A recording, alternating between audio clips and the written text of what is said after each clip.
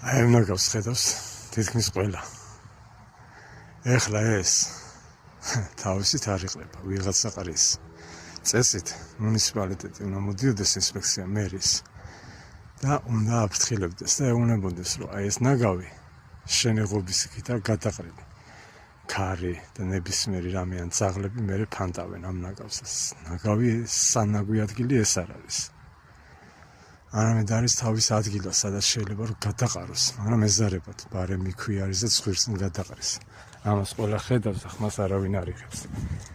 ხო, მე ვიღაცა იტყვის, რომ რა შენი საქმეაო, მაგრამ ჩემი საქმეა ის, რომ შენი ნაგავი როცა საზოგადოებას და ყოველივე ჩვენთან გას დისკომფორტს გვიქმნის და შენი ნაგავი მე ესე მოიფანტება, მიზეზი ხდები შენ და არა ჩვენ.